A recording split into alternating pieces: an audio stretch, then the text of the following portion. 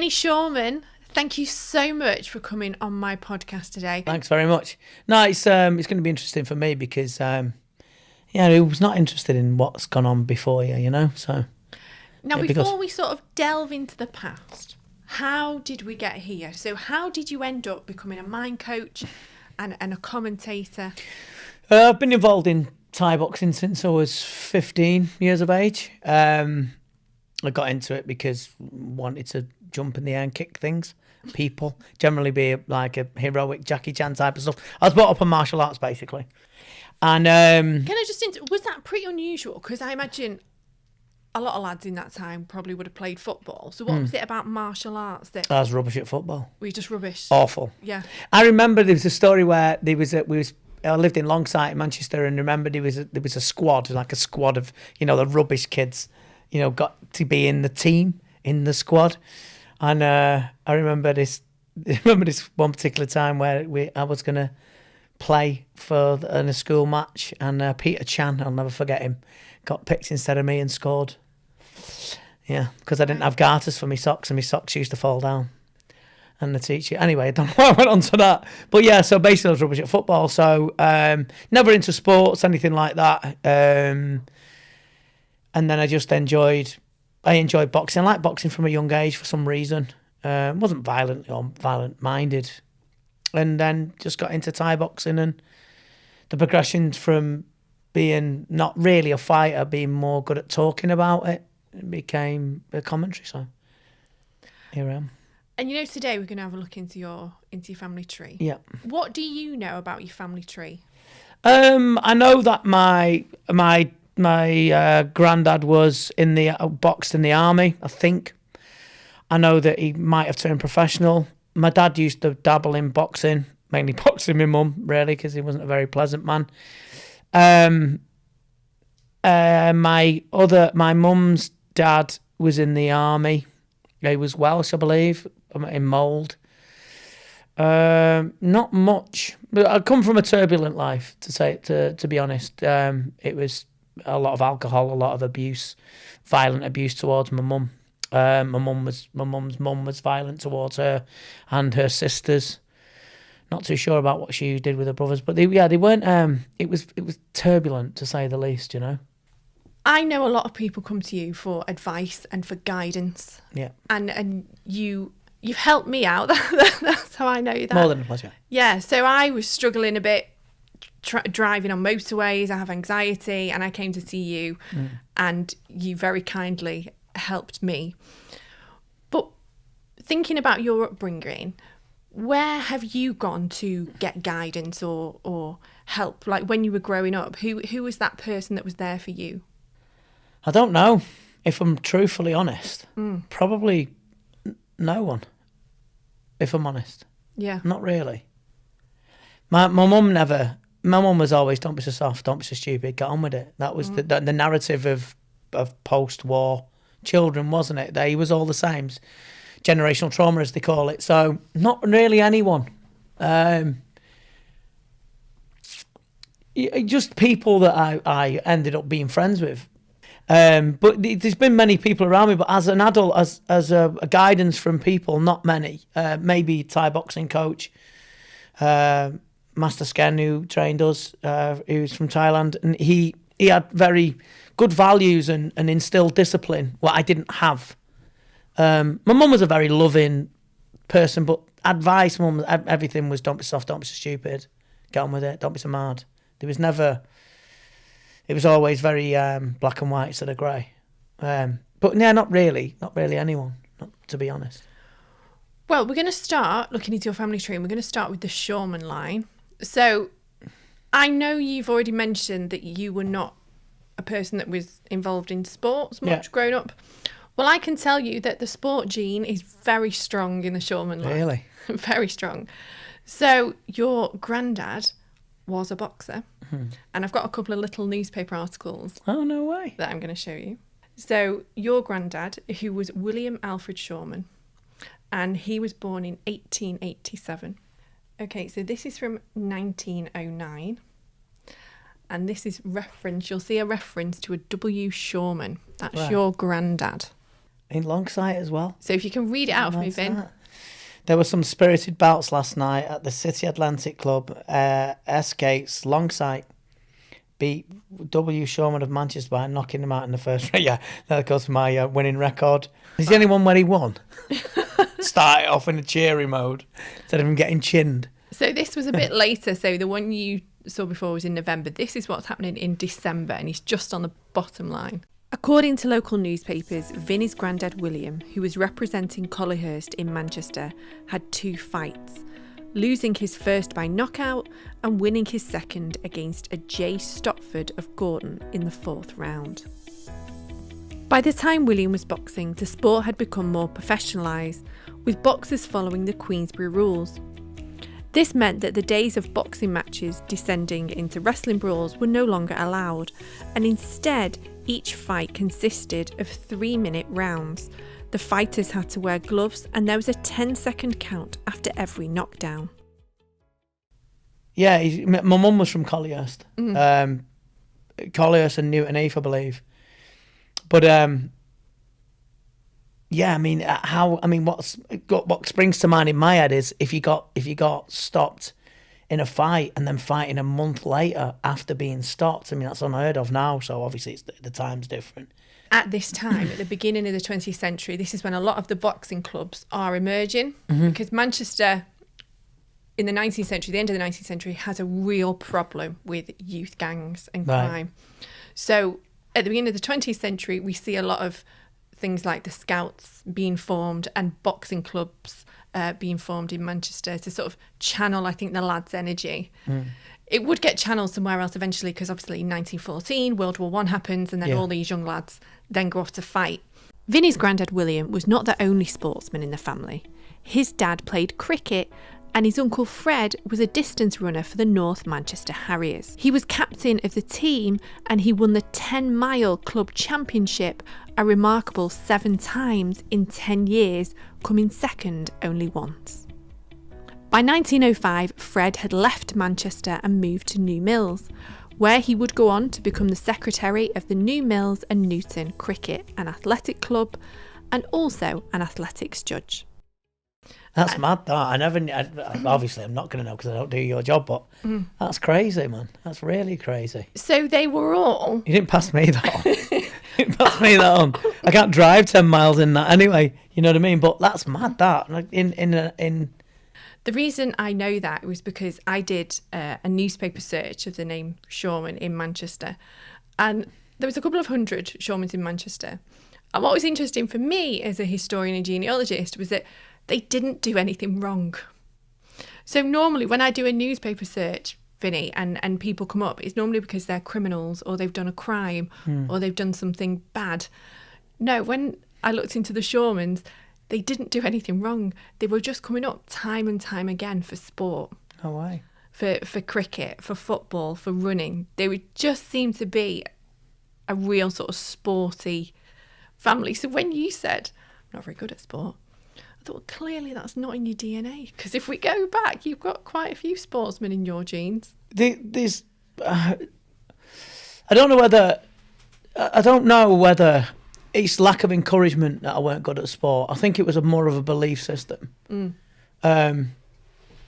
It was lack of confidence for me, because I never really had anyone to aspire to. I never had anybody to around me that supported me in a way that a dad would support the son. You know, we'd having a stepdad who I hated, and it was a mutual feeling, to be honest. And I'm not going to change it because he's dead, and you go, oh, you shouldn't speak ill of the dead, he was lovely. He weren't. I didn't like him. I'm not going to change that.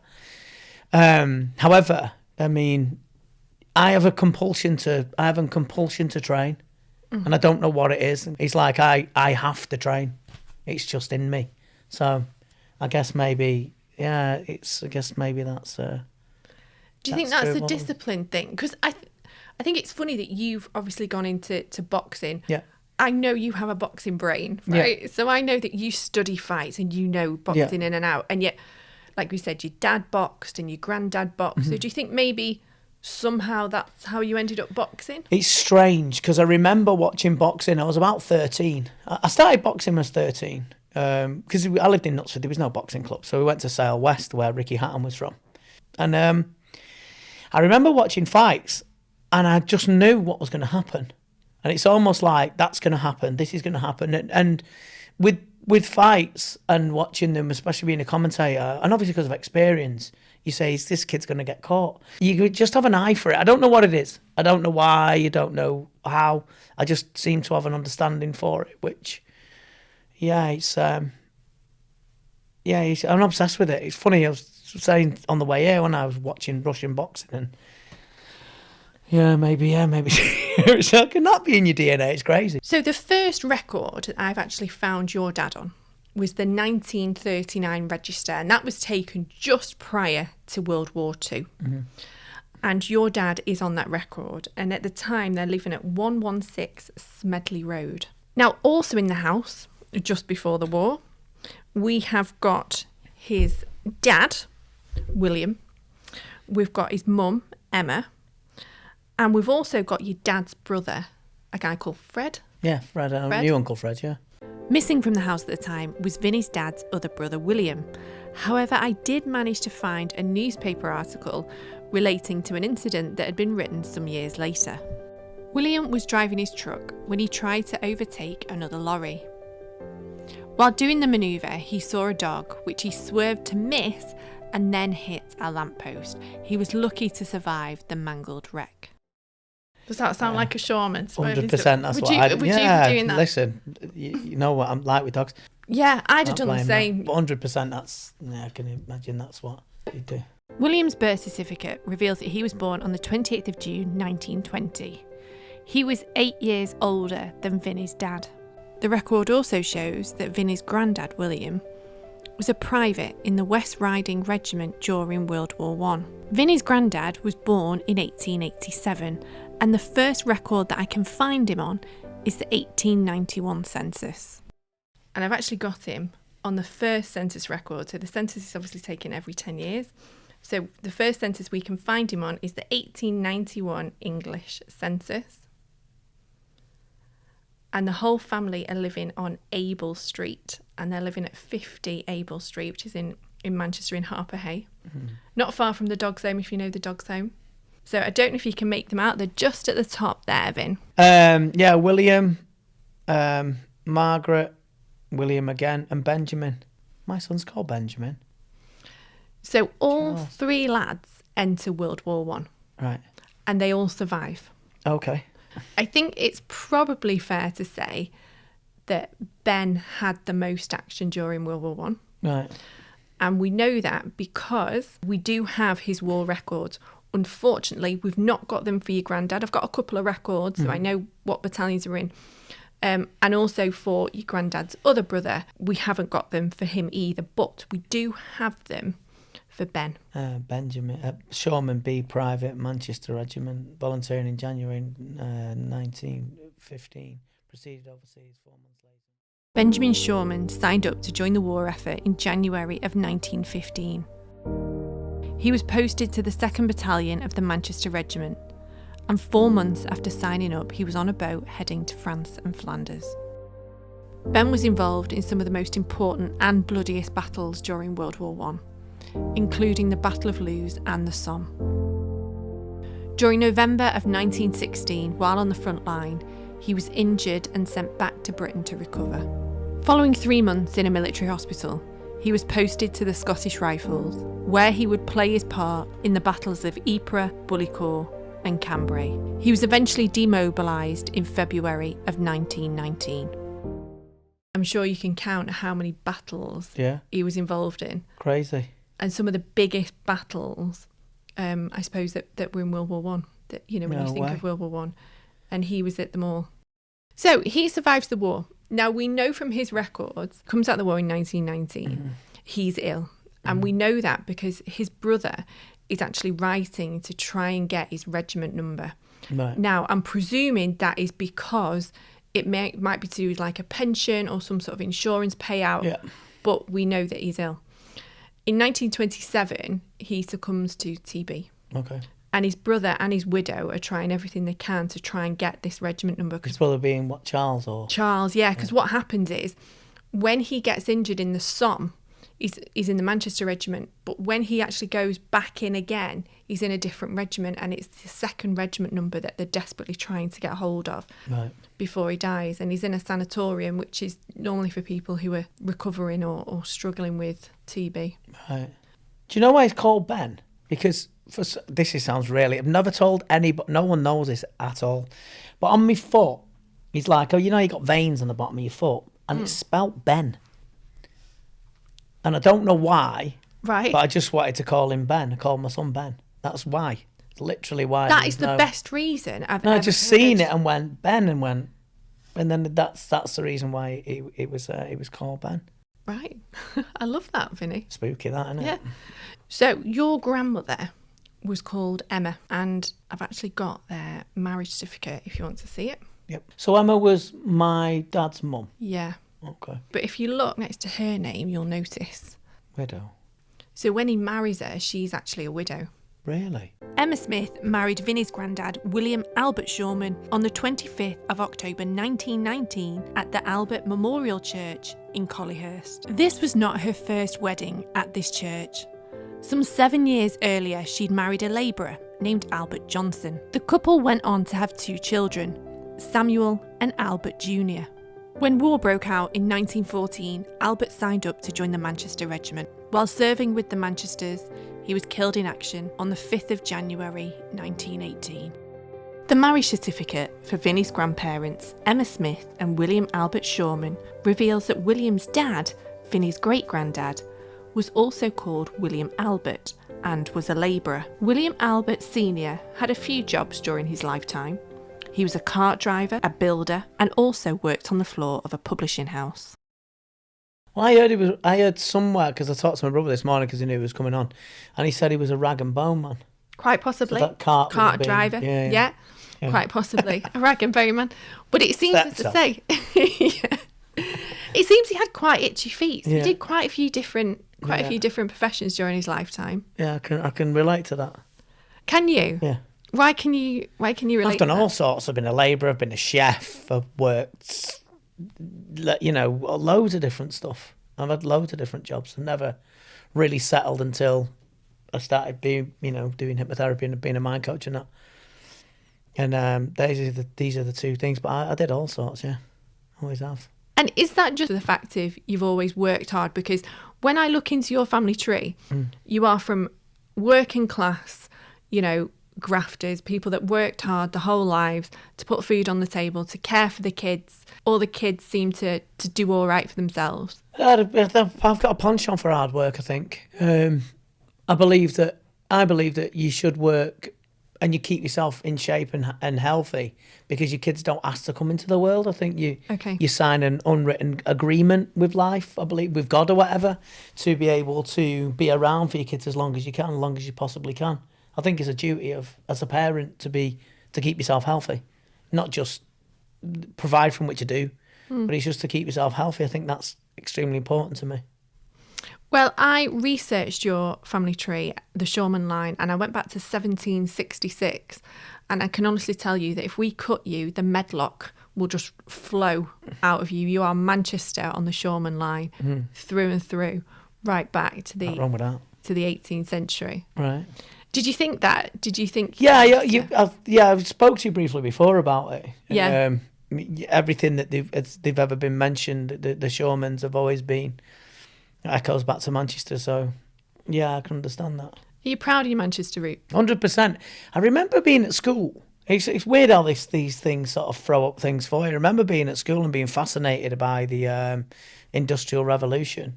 Because I think the first computer was Manchester, wasn't it? And the River Irwell and stuff like that. And I had this odd fascination for it as a kid. And when we was learning, I think that was in Longsight, so I was only about 9. And I remember being fascinated by Manchester. So yeah, it'll always be home, regardless of I've lived in Liverpool, etc. And I'm happy where I am. But Manchester will always be home for you. Yeah, 100%. Now I'm going to flick over to your mum's side, if that's okay. Mm-hmm. So tell me a bit about your mum then, Vin. My mum was a extremely hard-working lady. Obviously, the receiver of numerous beatings off my dad. not, That must have been tough for you then, was it, growing up? It kind of not. It wasn't because he was on stelazine. My dad was a Right. registered psychopath. Wow. I remember reading it somewhere, it's divorce papers or something. But my dad was an extremely violent human being, and my mum suffered at the hands of him. But she worked. She worked 2 jobs, worked diligently. She was a nurse for a short period of time, I believe, and she took no nonsense. But she was very. She had a very empathetic nature, my mum as well. So I think I get that from her. I was going to say, where did you get that from? I think I get it from her. I don't know. I think my mum, because my mum had a stillborn son before me called Michael, Right. and he died. Obviously stillborn, but he died before me. And then when she had me, I think the anxiety of, because I had childhood asthma, I think the anxiety of what she suffered, the post-traumatic stress disorder that she had with her son, I think she projected that onto me, because he was very sort of worried about me being obviously dying or whatever. So I believe that anxious thing was put on me rather than what I would get naturally, if that makes sense. So growing up then, so there was you and your siblings. Yeah. So I know, obviously, you've spoken about the relationship between your mum and your dad. Yeah. But were you and your siblings close? Yeah, we are. We are not as close as they are with each other, because there's a considerable gap. Right, okay. It's 8 years between us, me and my sister Marie. But yeah, I loved them dearly. But they grew up more together, because I lived in Longsight. Then my sister left because she was like 18 or whatever. Yeah. So I was more on my own. But yeah, I loved them dearly, and it was they've all got wonderful sense of humour. So my family are very quick-witted. I've been told that your brother Paul was the funniest person Yeah, 100%. on the planet. Our Paul was the funniest. He suffered. He had a really, really bad health span that was. It was unfair. It was one of those things that you think, how can be bestowed with such cruelty, really, in health wise. And I still miss him. I still echo. Some of the things he said still echo with me, and he always will. And I've taken far too soon, if I'm honest. And but yeah, he was funny, really funny. He's very, very smart, and just dry, quick-witted. And if, like you said in the beginning, though, if there was anyone that influenced me, our kid believed in me. I remember our Paul, even from a young age, always believed in me, sort of thing. And I'll never forget that. I'll never forget him for that. So if it was anyone, yeah, it would be. And Alan, my brother, as well. They all had played the part, but as a role model, as like a father figure or whatever, no, didn't have that. So should we have a look at your mum's side? Yes, please. Now, I know you thought that your mum's mum was Irish. Yes. But she wasn't Irish. Really? No, she wasn't Irish. Vinny's mum's parents were George Roberts and Marion Hallwood. George Roberts was born in 1894 in Oswestry, Shropshire. He spent the whole of his working life as a miner, and it's likely that this is what brought him to Manchester. The 1921 census reveals that he was working at the Bradford Colliery, which used to stand where Man City's ground is today. George's dad was called Evan Roberts, and he was born in Wales, and his mother Emily Jones was born in Staffordshire. Now, because I wasn't able to find a birth certificate or marriage certificate for Evan Roberts, I was not able to go back any further on the Roberts line.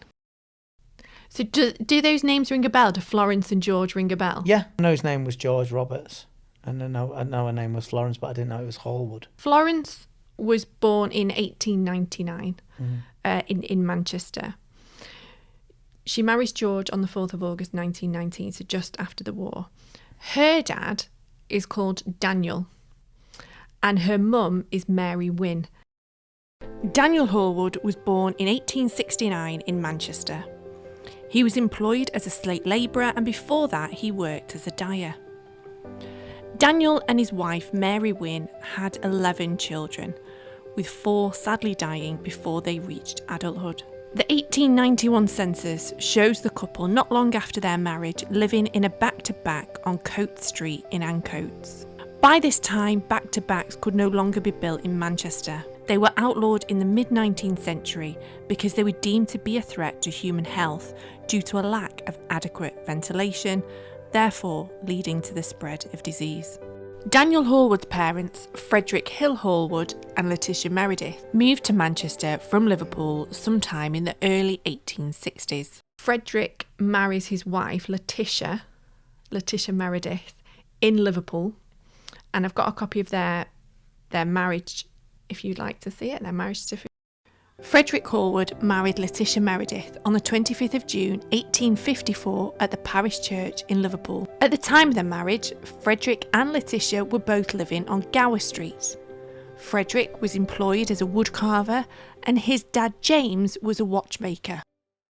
So Scouser as well. Yeah. I lived in Liverpool for years and I loved it. I mean, I was going to say, have you got a connection to Scouser? No, but I loved it because I don't even know. Look, I've got nothing against anywhere where any area of anywhere, to be honest. But I don't know. I really liked it. I still go training there now. I drive 45 minutes there, train, and 45 minutes back. But there's just something about it that it seems to, So it's weird, isn't it? It's weird. It is weird. I think when you start to sort of look into it and you start to see weird parallels, don't you, with the life you sort of living now? Yeah. Of course, Letitia's dad, he was a candle maker, and obviously Frederick's dad is a watchmaker. So quite crafty skills, aren't they? I suppose? Yeah, skilled stuff. Yeah. Are you good at anything like that? No. So you're not good at DIY, Vinny? No, I'm the worst ever. Really? Oh God, no! Don't ever let me do anything. I'll just ruin it. It's just I'm not that way inclined, really. That I've not got that man sort of screwdrivery. Nah. No. So that gene didn't pass down. That gene's gone. No. Yeah, unfortunately. But I don't think there's much call for what's it candle makers anymore, is it? So we got out of that one pretty easy. Now, Letitia, she was born in Ireland. Mm-hmm. So that side is definitely Irish. You've definitely got a strong Irish gene running through on both sides of your tree. A lot of your ancestors have moved for work and have left a place that they would call home and moved somewhere totally different. I've never had a problem with it. I mean, when I was younger, I was like, you obviously have your trepidations and worry about it, making friends and stuff like that, which I haven't had a problem with. But yeah, I've never really had a problem living anywhere. I've lived in all sorts of places and when I go anywhere and visit anywhere, I never feel out of place anywhere, if I'm honest. Would you say you're proud, Vin, of your working class roots? Yeah, of course I am. I had a problem with it when I was younger because I lived going from Longsight to Knutsford is like night and day, isn't it? You know what I mean? It's like shopping at Aldi and then going to Harrods, isn't it? You know what I mean? So for me, I had a problem with that. But I mean, as working class now, I'm proud of what we did, what we've done, and proud of where we are and what. But I thought that the other day because I live in a nice house in Elms Chapel now, and it's a lovely place and great people. I love it. But I know I never thought I would get there. I always thought I don't know. I always believed that I was aiming low, but I've got to a higher standard, and long may it continue. I'll continue to work hard to get where I have to get to. I'm going to show you some pictures of some of the houses that your ancestors are living in, and then we shall wrap it up. So this is Red Bank, and this is an area of Manchester which is just near Strangeways. And on the Shoreman line in the 1880s, your ancestors were living in Red Bank. No way. And that's the street they lived on. It looks like where Open All Hours is set, doesn't it? How would you describe that? It's like a hovel, if I'm honest. It's quite unusual though, isn't it? It's like the structure here and etc. But yeah, it looks it's rough, isn't it? Do you want to show you some more? Yeah, go on. Now, you might think that this isn't progress, but if you look outside, you'll probably spot what these houses have. Which Coronation Street, isn't it? Which the others didn't. They got an outside toilet or whatever. Yeah. By the time we are getting into the start of the 20th century, this is a picture of around that period. You'll notice that they have got outside loos. Right. Yeah. Yeah, it's mad, isn't it? It's mad. It's quite subduing as well, you know, because it makes you think, you obviously stuff that you didn't know, and it makes you just, I don't know, it subdues you in a way. It's quite a strange experience to have people tell you about people that made you, really. Talk about your great-granddad, William Alfred Shoreman. I just want to show you this article. Now, this is one of his sons. This is George. And this was the only article I could find of your Shoreman ancestors getting in a bit of trouble. Okay. In 1884, Vinny's great-great-uncle George, a carter from North Kent Street, was fined 5 shillings for working a horse that had a bad back. All right, so it's cruelty to horses, eh? That is sure, that's not my family. Well, that is the only... But refused to have any animal cruelty, so just say that, even in the past. That was the only thing I could find that was slightly negative about the Shoremans in the press. So what I will say was they were a very hard-working family from Manchester who kept themselves, were very much into sport. And I imagine that came from your great-great-granddad, who obviously pushed his sons into sport, and then that filtered down. Yeah. And it's been an absolute pleasure, Vinny, looking into your family tree. Thank you. It's been, sorry if I was a bit, I'm not normally this quiet as a person, but to hear the information, and it changes your whole perspective as to what you believe you was told and what is actual factual. So yeah, thank you for having me. It's freaked me out a bit, but yeah, cheers, I appreciate it. So that is it for this week. Thank you so much for listening. I really hope you enjoyed that. And also a huge thank you to my sponsor, Whitney Antiques. Thank you so much for supporting this podcast. I couldn't do it without you. Thank you. Don't forget, if you want to get in touch with me and send me a message, you can do so via my website, which is www.michalahume.com. As always, I always sign off by saying have a great week researching, and I shall see you next week. Goodbye.